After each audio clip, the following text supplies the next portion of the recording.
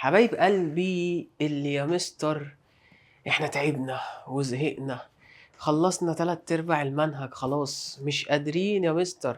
شد حيلك، احنا النهارده بنبتدي خلاص بنفنش الفلسفة. فاضل لنا فيها يا دوبك كام درس كده بسيط، ونبتدي ان احنا نخلص منهج الفلسفة كامل. درس النهارده بيكلمك على أهمية التفكير الإنساني أو أهمية الفلسفة للإنسان والمجتمع. أهمية التفكير الإنساني دي يا مستر احنا خدناها في الأول خالص. والفلسفة لها أهمية لا تقل عن أهمية التفكير الإنساني، لأن الفلسفة برضو بتفيد الإنسان وبتفيد المجتمع. فالفيلسوف يا شباب عضو في مجتمعه. الراجل الفيلسوف ده اللي بيفكر، ده الراجل اللي بيقول لنا الأفكار والصح والغلط، هو عضو فين؟ في المجتمع بتاعه، يتأثر بأحداثه ويؤثر فيها. الراجل الفيلسوف هو عضو في المجتمع اللي هو موجود فيه، دايما بيتأثر وبيأثر في الأحداث اللي موجودة في الواقع بتاعه، ولكن نظرته العميقة للأمور وتحليلاته المستمرة دايما بيبص في الأمور بصورة عميقة.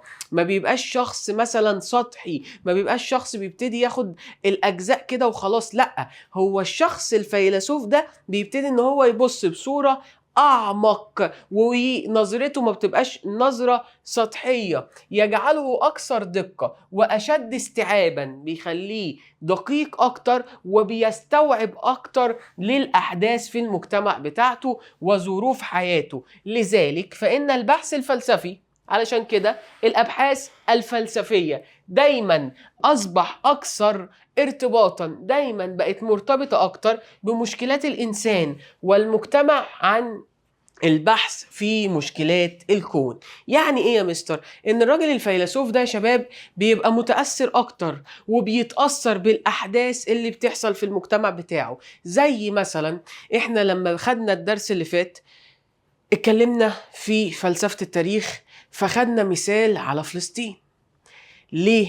لان احنا كلنا متأثرين باللي بيحصل في فلسطين والشهداء اللي بتقع. ربنا يا رب يصبر أهاليهم وينولهم النصر.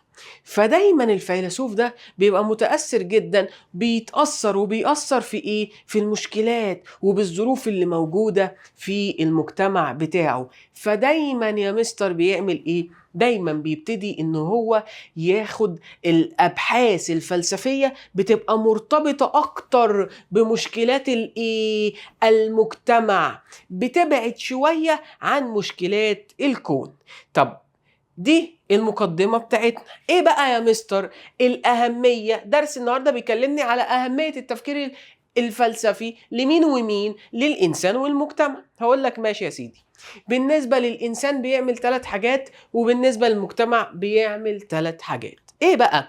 اولا بالنسبة للإنسان إنارة وتعميق وعي الإنسان، بيخليك كده واعي ومتعمق وفكرك مش سطحي. طيب 2 الارتفاع بالمستوى العقلي لحل المشكلات، بيخلوك تتدرب عنك والله بتحل المشكلات اصعب، فلما تحل فتدربت فتحل مشكلات اصعب واصعب وهكذا. تأكيد الايمان والثقة بقدرة الله. يبقى دول ال3 اهميات، وهناخدهم واحدة واحدة. بالنسبة للانسان ال3 بتوع المجتمع، الارتقاء بالمجتمع ككل، عايزين نرتقي ونعلو بالمجتمع كله. 2 كشف مشكلات المجتمع، ايه هي المشكلات اللي بتواجه المجتمع. 3 تحديد الإطار الفكري الأيديولوجي للمجتمع، عايزين نوجه فكر المجتمع لشيء معين. تعال بقى نشوف أهمية الفلسفة بالنسبة للفرد. أولا كده يا شباب، إثارة وتعميق يا مستر الوعي الفردي للإنسان. يعني ببساطة أنا عايز سيادتك، عايز من جنابك ما تبقاش شخصية سطحية. بطل صفاقة بقى، ما تبقاش صفيق كده وتافه. أنا عايزك فكرك يبقى فكر واعي ومتعمق في أصل الأشياء. بص يا سيدي، إثارة الوعي للإنسان وتجعله يتعقل حياته بدلا من أن يعيشها على علتها. يعني يا مستر والله هو انا ليه ما بجيبش درجات كويسه؟ خلاص بقى، هو انا كده، دي هي انا كده، دي خلاص، انا راضي. طب ما تقول لنفسك ليه ما بتجيبش درجات كويسه؟ هو انا ايه الغلط اللي بعمله في المذاكره فبيسقط مني اجزاء كبيره؟ فتبتدي هنا ان انت تحل المشكله ديت، صح؟ ما بقتش حياتك ايه سطحيه بتعيشها زي ما هي على الغلط اللي فيها، لا، انت بتشوف الغلط فين وبتحاول تفكر فيه، والكشف عن مضامين الحياة ومكانه فيها، ويبرز له أهدافه ويدفعه إلى تطوير حياته. لما أجي أقول لك يا سلوى، عارفين انتوا سلوى، فيا سلوى انت عايشة ليه؟ قلت لها مستر والله انا ما اعرف، انا عايشه وزي ما تيجي، انا موجوده ما اعرفش والله، جت كده جت كده مش عارفه. فهنا انت شخص سطحي قوي. لا، ليكي هدف وليكي دور في الحياه، دوري عليه وحققيه. شفتوا اغنيه احمد مكي اللي هو ايه، دور بنفسك جوه نفسك؟ الاغنيه دي، ما الاغنيه احمد مكي دي دور بنفسك جوه نفسك، هي معناها ايه؟ دور، شوف اهدافك، هتلاقي حاجه محدش فيها هينافسك. شوف اهدافك، شوف والله انت ايه المميزات اللي عندك، عايز تعمل ايه، وفين نقط القوه ونقط الضعف بتاعتك، واشتغل عليها. طيب، تاني حاجة، توقظ الإنسان من سباته العميق وتساعده على إدراك ماهية نفسه. بدل ما أنت عايش كده مالكش دعوة بحاجة، لا، اعرف نفسك وحدود حريته ومكانته في الوجود، مكانتك إيه، لازمتك إيه في الحياة والمجتمع، وذلك التعقل الواسع يتحقق بواسطة دراسة الفلسفة. علشان تعرف نفسك ومكانتها ودورك في الحياة ودورك في المجتمع وأهميتك، هيتحقق امتى؟ لما تدرس الفلسفة. مثال، دراسة الفلسفة تمكن الفرد من رفض بعض العادات القديمة، مثل عدم الاهتمام بتعليم الفتيات. زمان يقول لك البنت ما بتتعلمش، او اخرها معانا، يعني لما تيجي تتعلم ان والله بص اخرها 6 ابتدائي، تاخد الابتدائية وتقعد. فانت تبتدي بقى تتعلم، وتبتدي ان انت عندك فكر متعمق وواعي ومثقف ودرست فلسفة. طب ليه ما تتعلمش؟ خليها تعتمد على نفسها، خليه يبقى عندها قدرة ان هي تواجه الحياة. فهنا بتخليك ان انت ترفض بعض العادات القديمة، زي مثلا زواج البنات المبكر او زواج المبكر للإناث. البنت تيجي عندها 12 13 سنة، انت خلاص بقيتي بايرة، انت لازم تتجوزي يا حاج يا حاجة، ده 12 سنة دي طفلة. لا والله هو عاداتنا كده. فتبتدي ان انت ترفض العادات والتقاليد ديت. فاول حاجة الفلسفة بتعملها لك تعميق الوعي الفردي للإنسان وإثارته. تمام؟ طيب نيجي بعد كده، يلا 2 يا مستر، الارتقاء بالمستوى العقلي وحل المشكلات. يعني ايه بقى؟ يعني بتخلي سيادتك عامل، انت عارف زي ايه؟ ليفل اب. اللي هو انت لما بتلعب لعبة، مثلا الولاد بتلعب بيس او فيفا، الماتش الكورة، عشان البنات برضو تبقى فاهمة، وانت لو بتلعبي لعبة معينة، الطبخ مثلا وهكذا. انا جات اختي الصغيرة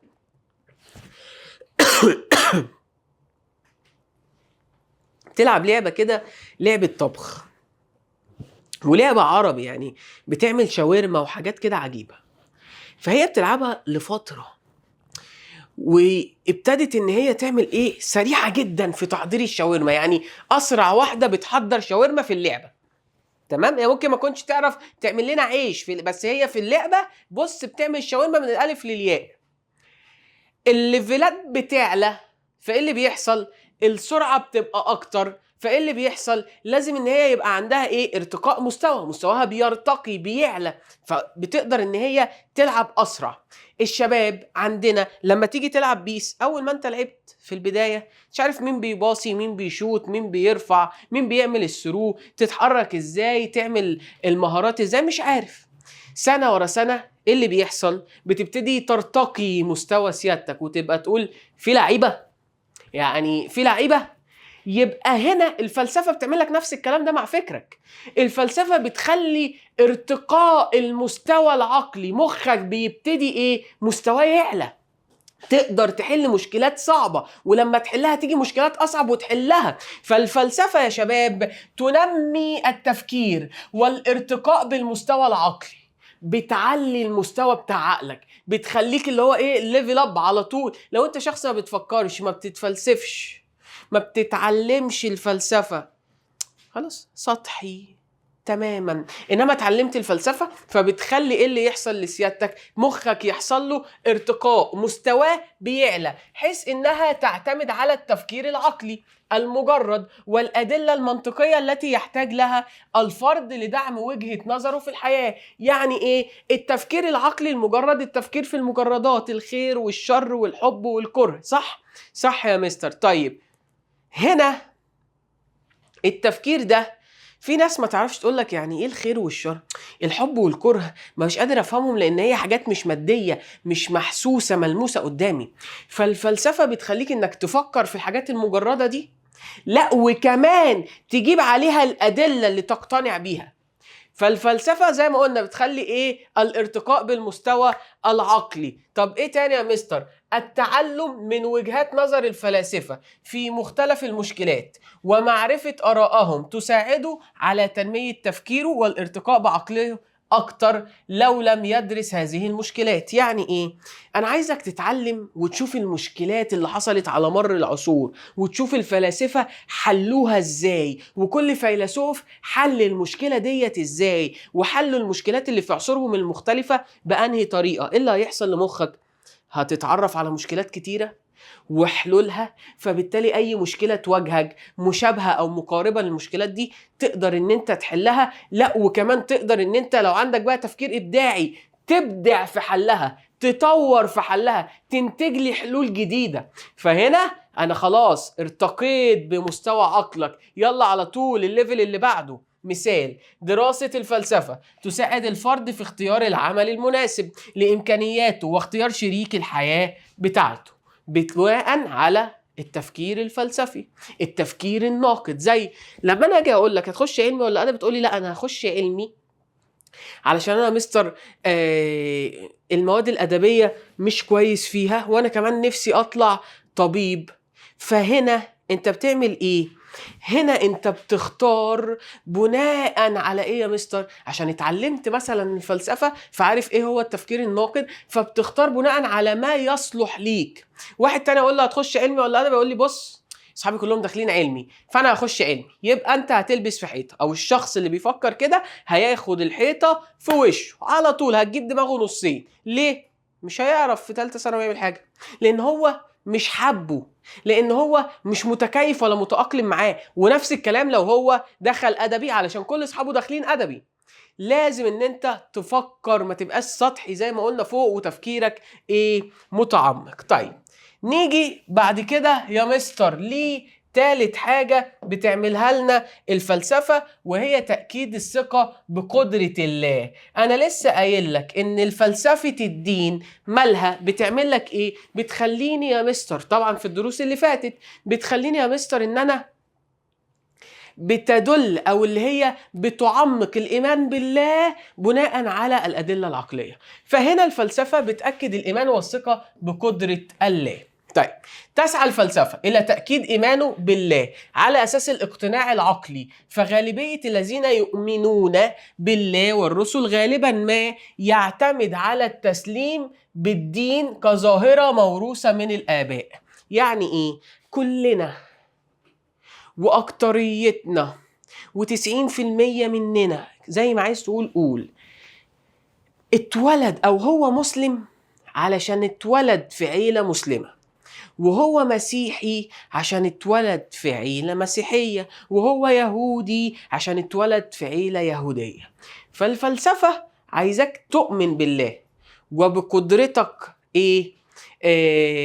بإيمانك وزيادة إيمانك بالله بناء على الدليل العقلي، إن أنت صح عشان 1 2 3 4 5. أنت صح عشان 1 2 3 4 5. ما تبقاش مجرد موروثات من الإيه؟ من الأديان، إن أنا والله ورثت الدين. ماشي، ما هو في ناس يقولك أنت مسلم بالاسم. يعني ايه مسلم بالاسم؟ ان انت والله انت مسلم ما بتعملش اي حاجه من الاسلام بيقولك عليها، انت بتقتل وبتسرق وبتكذب وي وي وي وي. طب وانا اعملها ليه؟ اعملها عشان ده الصح، عشان كذا عشان كذا عشان كذا عشان كذا، فتقتنع ان ربنا فعلا قال الحاجات دي. فهمت هنا؟ فهنا تأكيد الإيمان بقدرة إيه؟ الله. وقلنا هي عايزاك إنك تبقى مؤمن بالله بناء على الأدلة العقلية اللي بتأكد الإيمان بتاعك. طيب، تعمق الإيمان بأمور الدين بشكل قائم على أساس وبراهين مقبولة بدلا من المسلمات الموروثة. يعني إيه؟ أقول لك مثلا، في ناس تقول لك لو متضايق قوم صلي. يا جدعان أنا متضايق، إيه علاقة ده؟ ايه علاقة المضايقة ان انا اقوم اصلي؟ فتلاقي ربنا قايل لك ايه؟ الا بذكر الله تطمئن القلوب. طيب، ما انا مثلا مش يعني انا مش مقتنع، والله بص انا مش مقتنع. فقوم وانت متضايق وانت فعلا عايز تدور على الراحة. يا رب انا تعبان، انا جاي لك وانا بص انا الدنيا كلها مقفلة في وشي. واقعد صلي لله، اذكر ربنا، فتلاقي نفسك على مختلف الأديان، فتلاقي نفسك في راحة. صح ولا لأ؟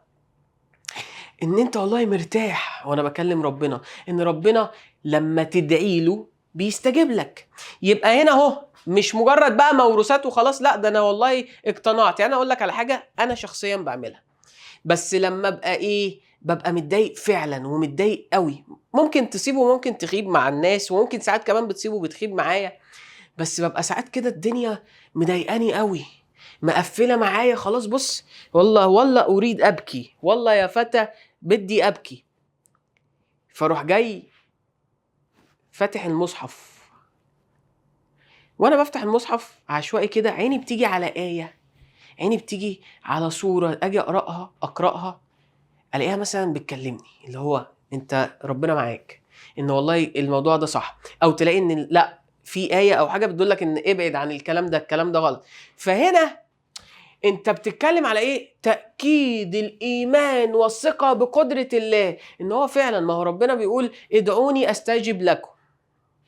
طب انا بدعيك، طب ايه ده بقى انا ما استجابش؟ في ناس تيجي تقول لك ما انت ربنا ما استجابليش، يبقى لا، ما فيش بقى الكلام ده، استغفر الله العظيم. يا سيدي اهدى، ربنا قال لك انا ممكن اعمل لك كده، او اللي انت بتدعيه ممكن يكون شر ليك، فربنا وقدرته كبيرة جدا. فهنا الفلسفة دورها ان هي تعمل ايه؟ تأكد لك ايمانك بربنا، تثبت لك ايمانك بربنا. يبقى كده يا شباب دول الثلاث أهميات بالنسبة للتفكير الفلسفي اللي بيعملوه للإنسان: تأكيد الإيمان والثقة بقدرة الله، وقلنا تعميق الوعي، وتاني حاجة أو تالت حاجة الارتقاء بالمستوى العقلي. طيب نيجي بقى لأهمية الفلسفة بالنسبة للمجتمع. نفس الكلام، الارتقاء بالمجتمع ككل. عايزين نعلى بالمجتمع كله، عايزين المجتمع كله يبقى في أحسن حال. الفلسفة كما تخدم الفرد يا شباب،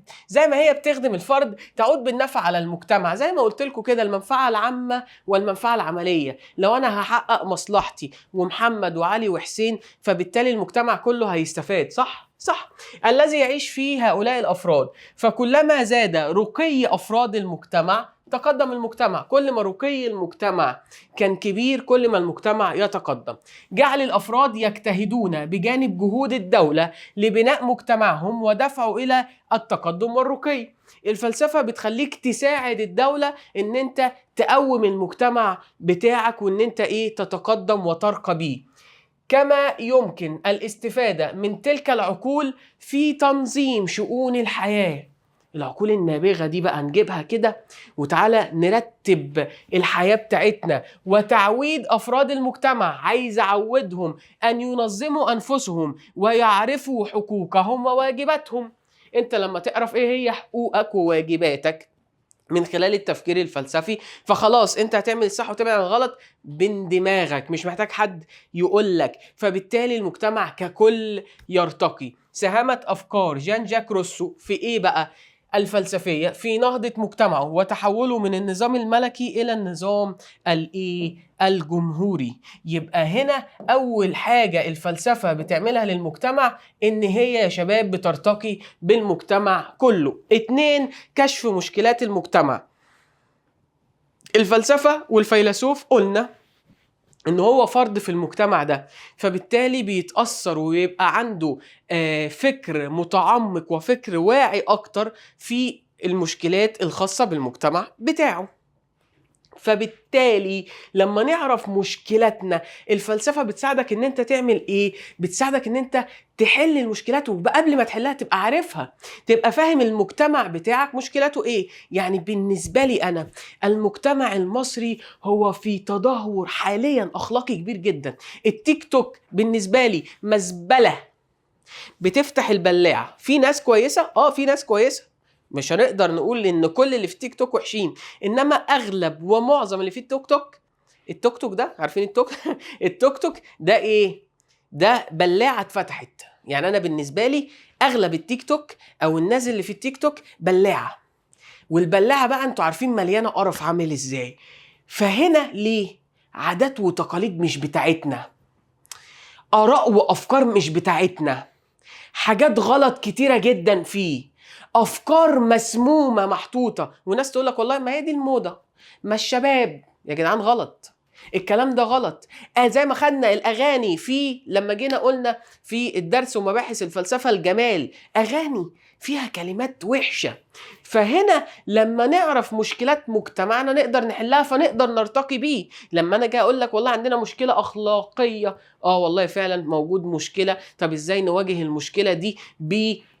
مثلا زيادة الوعي الديني، مثلا زيادة قيم الجمالية عند الفرد، حلول اهي عايزين نحلها. يبقى هنا يا شباب الفلسفة توسع الأفق العقلي، بتخلي عقلك وأفقك كده موسع مش ضيق. هانز يوناز الفيلسوف الألماني الذي دعا لاحترام حقوق الأجيال القادمة لما يراه من استنزاف كبير من الأجيال الحالية للمواد الطبيعية أو الموارد الطبيعية، أهو ده شاف المشكلة إن إحنا والله بنستنزف كل الموارد الطبيعية اللي موجودة في الكون بتاعنا حاليا.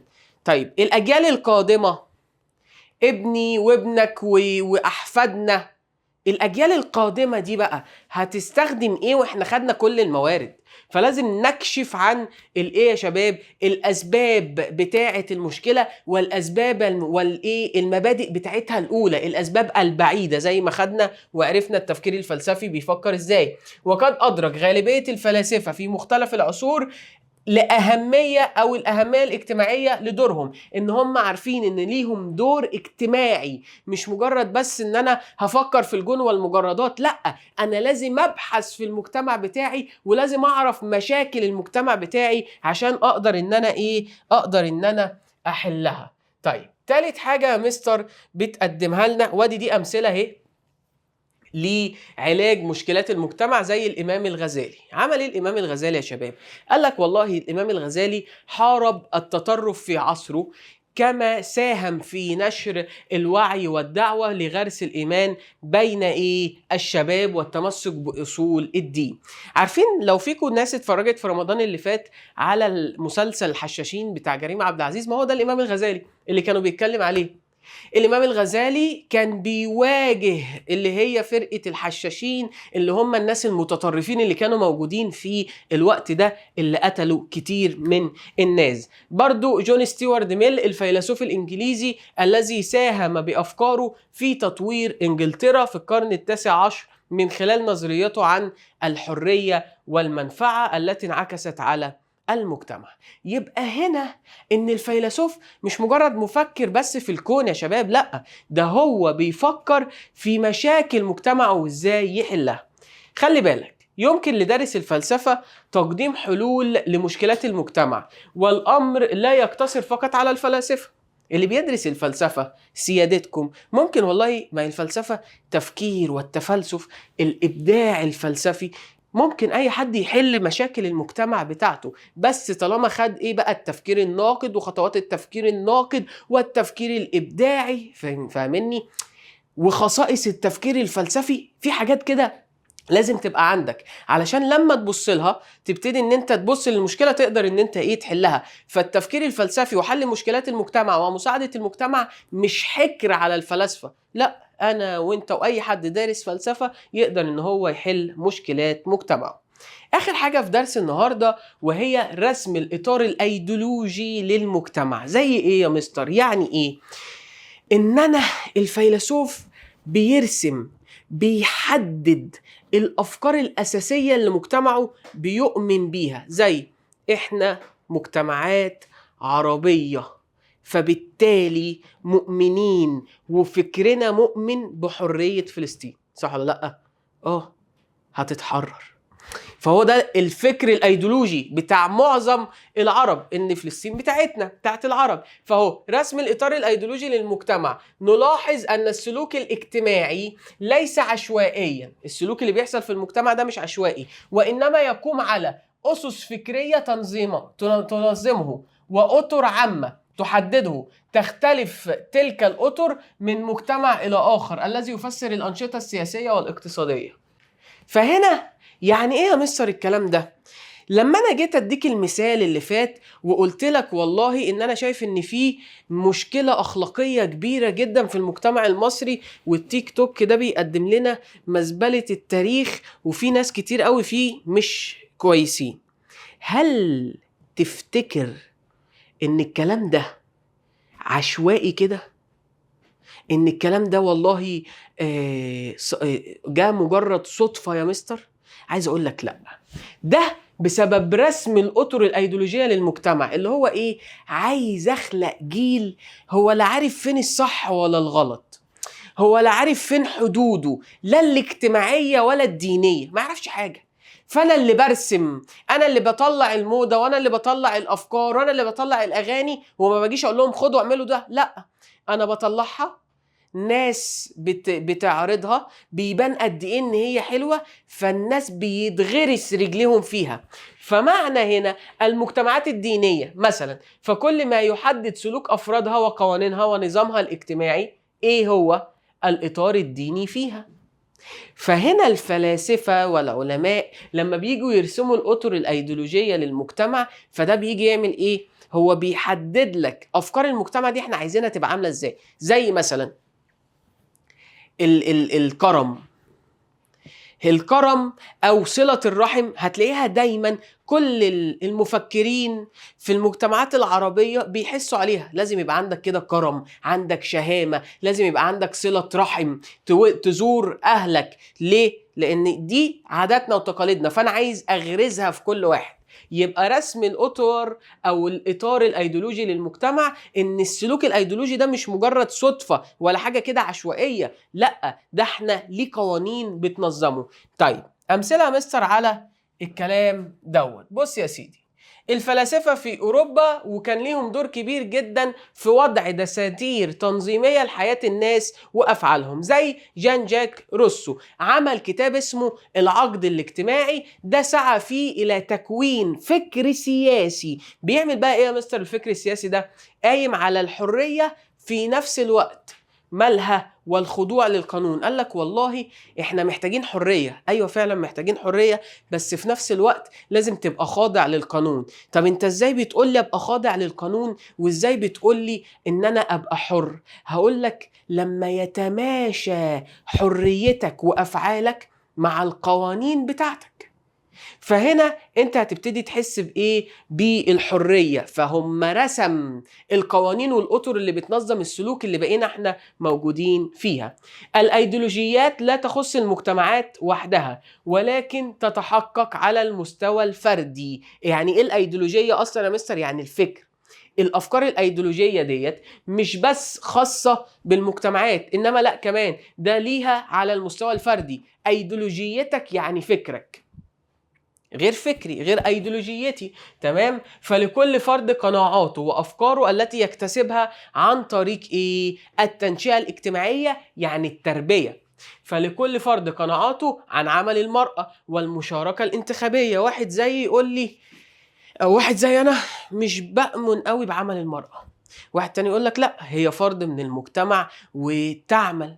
فكل واحد عنده ايديولوجيته وعنده فكره اللي بيبقى جاي من خلال التنشئة اللي هي التربية بتاعته. ففكرك مش جاي مجرد صدفة، جاي من خلال تربيتك. فالإطار الأيديولوجي العام للمجتمع مش جاي مجرد صدفة، هو جاي من خلال الفلاسفة وعلماء المجتمع ده اللي عايزين يحطوا عادات وتقاليد وأفكار كلنا نؤمن بيها. كده كنا خلصنا درس الايه يا شباب، أهمية التفكير الفلسفي للإنسان والمجتمع. أشوفكوا على خير في دروس جديدة.